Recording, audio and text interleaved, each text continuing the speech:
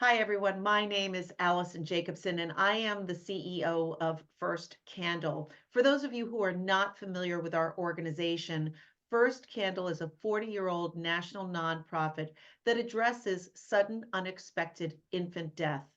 This still kills 3,500 babies every year. And for all of the parents who have experienced that loss, it is something that you live with forever. I lost my son Connor to SIDS in 1997, and while the grief changes, it never completely leaves. So at First Candle, we work on education around safe sleep, but we also provide bereavement support services to all families who experience the loss of an infant, whether from SUID or from stillbirth. And we have bereavement support services such as a grief line, private grief groups, Facebook groups online, and peer support volunteers. But we're always looking for additional resources who can help our families and anyone out there who has experienced the death of a child. And so we love to have videos, we love to have information and connections with other individuals and organizations. So I was so excited when I met Michelle Benyo. Michelle is the founder of Good Grief Parenting. She is also an early childhood parent coach and a grief specialist. Michelle, thank you so much for being with us today. Oh, thank you for having me, Allison. I too just really was delighted to meet you. So tell me why you founded Good Grief Parenting. Well, I founded Good Grief Parenting because of my own experience. When I became a mom in my mid 30s, I went back to college and got my master's in family education and became an early childhood parent educator because being a mom was the best thing that ever happened to me. And I had my son, and then 3.5 years later, I had my daughter, and I was working as an early childhood parent educator. And when my daughter was 15 months and my son was 4, he was diagnosed with cancer. And he ended up dying 2.5 years later when his sister was just 3.5. And she actually said to me, "Mommy, half of me is gone." Mm. So I was just confronted. I mean, of course, I was in the field of early childhood development, so I was already attuned to how critical all of this was, this experience to both of my children. And my daughter, on various occasions, made it very clear to me from the beginning that she was really suffering and struggling with what was going on with our family as well. And so here I was, and I had just gotten this training, and I thought, I don't know how to do this. I had not gotten training in supporting young grieving children, but I thought, I'm in the field, I'll go find the resources, and I wasn't able to find any. And this was, 24 years ago. So that little girl is now grown, Mm. but being an educator at heart and being in that field and having this child that was, it was not okay for her to grow up with half of her gone. I had to figure out how to help her heal and grow in a healthy way. um, I determined that that's what I needed to help other families do. And even today, Allison, I don't see other the resources that I offer, which is for that long-term parenting that comes after the loss. Yeah. It's not just about the loss at the time where we all really needs people to come alongside us and help us with this devastating event in our family, experience in our family. But then this little girl was going to grow up through all of the years with peers and, just experiences where her brother should have been there and wasn't. And Yeah. so that's in Good Grief Parenting. I really focus on the parenting piece. I kind of think of it as grief informed parenting of an Mm. early childhood aged bereaved sibling. That's wonderful. And I'm so sorry for your loss. And you're right. I mean, listen, regardless of whether it's SUID or cancer, this is a club that no one wants to be Hmm. a part of. Hmm. So I want to talk to you about some of the biggest questions that come up in our community. And I guess the first one is, when you have a sibling and you've had the experience of losing a baby to suicide or something, inevitably that sibling is in nursery school or kindergarten, and the question comes up from teachers, how many siblings do you have? Mm-hmm. And I Mm-hmm. know a lot of parents struggle with how to tell their child how to answer that. What's your thoughts? Right. We carried David forward from the very beginning. I mean, he was half of my daughter, they had been very close. And she would talk, she was an only. I think that makes a difference if that's the only sibling, because it's then, am I a sibling or aren't I? Mm, And she always identified as a sibling. We talked about David, and I would tell her teachers, um, she had a brother who died. We talk about him. She'll talk about him. His name is David. You'll talk about him with her. I just really wanted to normalize that. And one thing that I prepared, because my clients, of course, have the same question, I actually prepared a document that for parents to print and give to the preschool teacher that says, this happened in our family, this is the information you need to know. And it just from the outset informs that teacher, because the teacher struggles with it too. They yeah, don't know what to do with that. They aren't sure what the family's doing with it. They yeah. don't know what the other families are doing with it. You're telling other little kids that Deanna has a brother who died. And so the parents are not going to quite know what to do with that when their kids come home and tell them.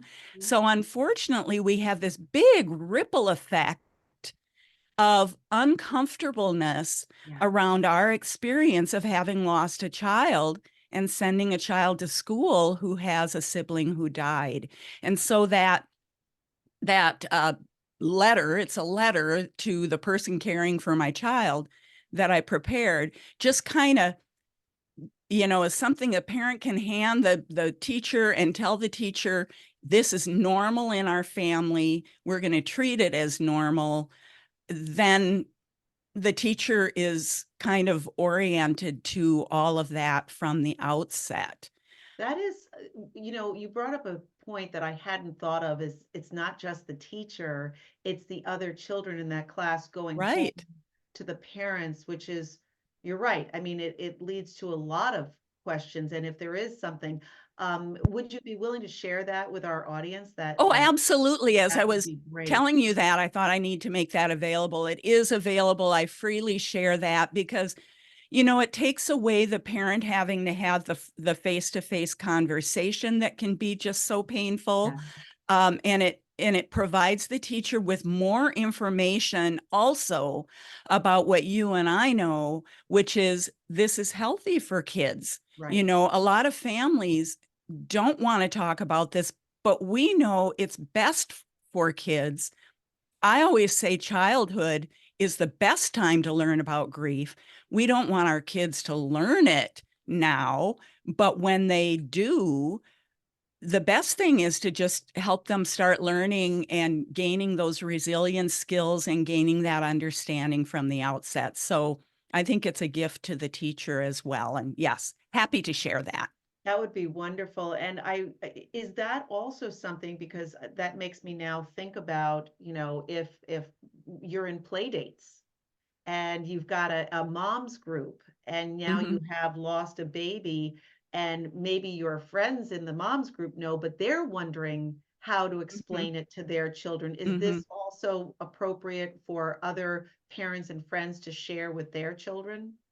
Oh, absolutely. I think so because again, so many adults are really apprehensive and intimidated about how to handle grief with young children. And so it's really an education piece for any adult who wants to be support and doesn't know how to do it. So yeah, I and And many parents or adults need to get past their own uncomfortableness with it. When I started Good Grief Parenting, my whole goal was to help parents support their children. But the parent needs to first get comfortable with all those things they learned about grief growing up in a family that never talked about it, all Yeah, of these things. So, in order to help our children, the adults need to come around to it. So yeah, I think it's just a good education piece for for anybody. And I also have a good grief guide available on my website, which is just another really good information piece.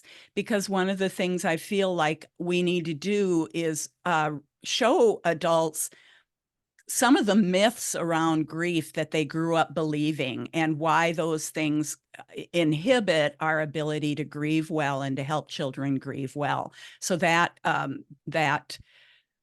resource on my website is for any adult who wants to support a grieving child. that's absolutely fabulous. So my next question, and it kind of goes to that, is many families who have experienced the death of an infant are young. They may not have ever had a loss they may not have even lost a grandparent Right. yet. And so they don't know how to grieve. And my question is, how do they figure out how much to tell a sibling?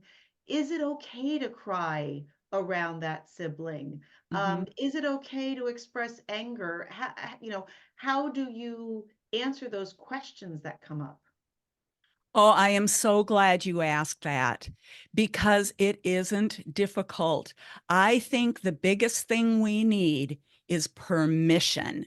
Permission to do the things our body wants to do. That's that kind of being intimidated by it thing. And so, what I would tell those parents is absolutely yes, it's okay to show your emotions in front of your child. What the child is going to worry about or be concerned about is mom or dad okay? And you can tell them, I'm okay, I'm just really sad, I miss your brother, but I'm still taking care of you. We're going to get through this together. Those assurances, because your child is feeling emotions too, that they're watching you to see, can I express this? The first thing my daughter said when she saw her brother dead in the morning, she was mad. And she said, Mm, I I wish God should have, or she said, God should have let David grow up before he took him to heaven. And mm, she folded her little arms. She was angry. And mhm, so they feel those things too. And so the things I would say to parents are yes, let them see your emotions, because if you don't, they don't know it's okay for you to see theirs or for anyone else to see theirs. Assure them that you're okay. We're going to get through this. I'm taking care of you. I'm here. Have conversations with them. Use the word died, because when we say other softer things, we're not really telling them the truth. And even though they don't know what death is, that's the only word that accurately tells them what happened. And as they grow up knowing my brother died, they'll gain an understanding of that, and there will never be any confusion about what happened to their sibling. So that's hard. I choked on that word when mm, I had to tell my daughter that her brother died, but I knew that she needed that vocabulary because it was the only accurate thing. Other things like went away, heaven forbid we tell them that the sibling or the person went to sleep, yeah. because that's very scary. We all sleep. Is that going to happen to us too? Mhm, So uh, just tell them simply. And what dead means is the body stopped working. They're not going to be able to do anything they used to do.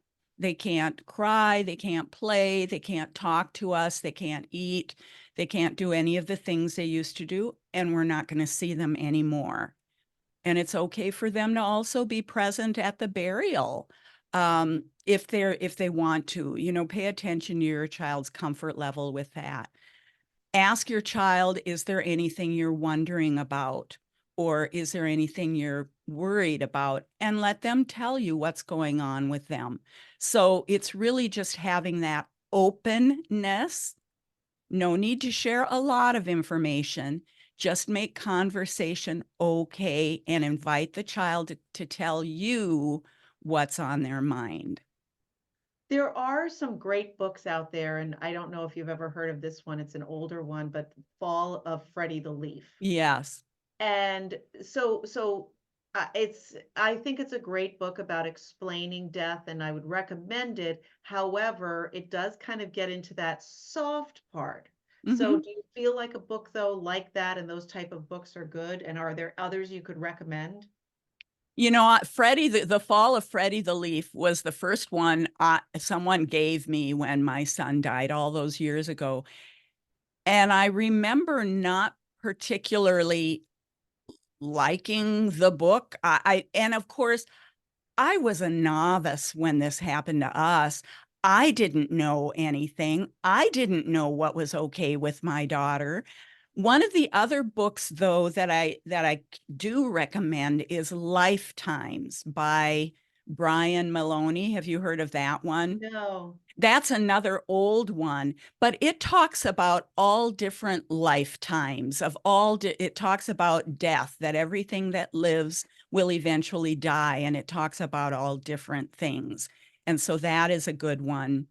Um, I There are a lot of books that are written for kids that are feel-good books that I don't necessarily recommend because they don't really address the main question, which is what really happened to this Yeah, person who died.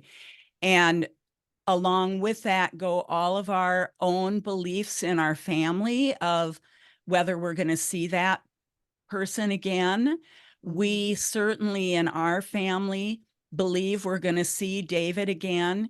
We believe he has a spirit and a body, and that his body died, but his spirit didn't. And, we kind of talked about that with Deanna. But what they really need in the beginning is that understanding of what happens with the body. The main thing to keep in mind is, will your child be confused by what they read in that book? right, right. So there are a lot of books that are that are written for children that I can't, Yeah. I haven't read them all by any means, but that I don't recommend for that reason, because it can be confusing to Yeah. children, some of the things that adults say to try to help them deal with it more easily. So from a behavioral standpoint, um, is it okay, if your child is sad to come and sleep in bed with you or carry around a stuffed animal that they never used to carry around? How much leeway do you give to a child? Because obviously we worry about them and we Hmm. want them to feel better, but by the same token, how much can we allow them to go into a certain behavior and for how long? That's another really good question. And I bumped into this a lot as a parent educator, because I'm an attachment, nurture that child parent. And the most important thing for a child in this situation is to be secure. That's the most important thing, safe and secure. And they will regress to, even thumb sucking that you may have been so happy they quit and now they're doing it again. Um, the more secure a child is, the less they need those behaviors that we want them to get rid of. That's their way of nurturing themselves, and we need to allow them to do that so they can feel secure and then let go of those things again. And that, the favorite toy, that is something in my mind, and I have a story about my daughter with that I won't tell unless we have time. But that favorite toy is precious, and your child isn't going to go to college clutching their favorite toy with their thumb in their mouth. so we really need to help them be secure. The other thing I work a lot with my parents and have another, resource on is how to talk to people who suggest that you should do it differently. Mm. Because there are people who Everybody will has an say, opinion, right? you shouldn't, they're whiny, you shouldn't let them do that. They're going to clean, don't bring them into bed with you. They're going to, you're going to be sorry you did that. I say, do what your heart tells you to do. And if your heart says this child needs to be in bed with us, that is fine. I think that's great advice. My final question to you, and thank you so much. And first of all, tell us your website address. It is goodgriefparenting.com.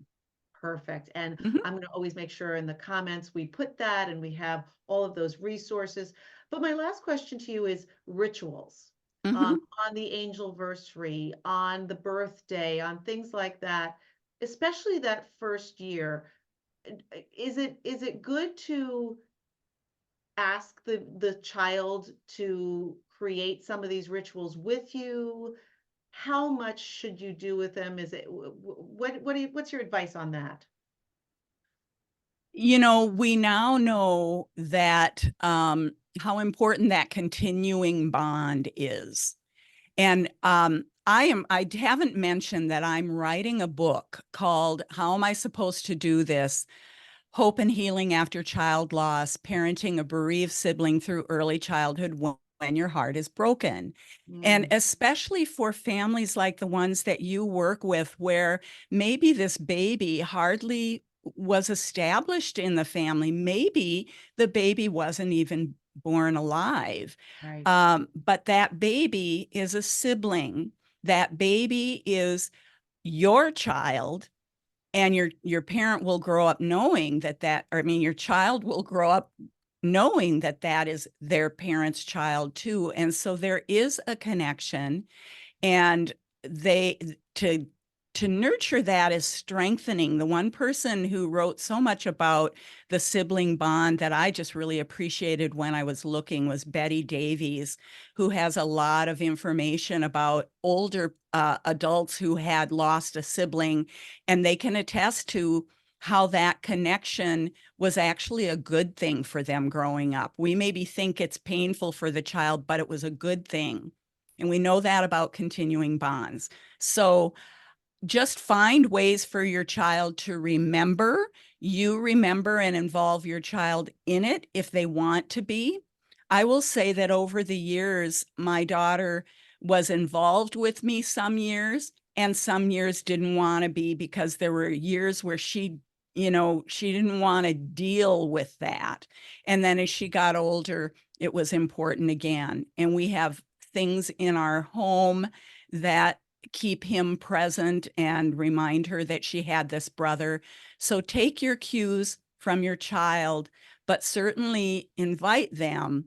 And if it's important to you, which for most of us, I think it is, because even though it's painful, we want the memory, continue to do it and allow your child to be involved, encourage them to be, but don't make them be. I think that's great advice. And finally, so how do you work with families? I work with families virtually because that's where my clients have been. I have a group program that I've done. I also coach individually with families. And I will say I'm available through my website, through my Linktree link, which is Good Grief. Everywhere to find me is Good Grief Parenting. I'm available just to talk to a family, have a call with them, but then also to do coaching. And I do lots of presenting to families to just kind of give them some of this information that they're wondering about that's good for a whole group. But That's individual wonderful. coaching, group coaching with parents. Perfect. And finally, is there one last piece of advice you'd give parents? You've asked so many good questions. Um, I think, again, I go back to the permission piece, because permission and perspective are kind of my two words, because there's so much out there in society that is off base, not helpful, where people are trying to tell us what we should be doing, giving us advice. Give yourself permission to grieve however you are inclined to grieve. I'm sure anyone working with you, I'm sure they know that there isn't a right way to do it. In fact, those stages of grief that we talk about really are not, that's not how grief happens for Right, most of us. And right, so just really however you grieve is okay. When people try to tell you how to do it, you can be respectfully say, that's not helpful for me right now. You know, take permission for you to decide for yourself how your family's going to handle it, because you have your own wisdom. And the other piece that I advise for parents is to be able to take the perspective of the child. When you think about even just the comfort, bring them into bed piece, think about what the child needs and take their perspective. And with that other adult who maybe is grieving differently from you. So that's why I say my two words are give yourself and others permission, and then, take a moment to look at a perspective that's different than yours. that is great. Michelle, thank you so much for sharing really important information, and we look forward to talking to you again. Thank you, Allison. Thanks for having me. Take care, everybody. Bye-bye.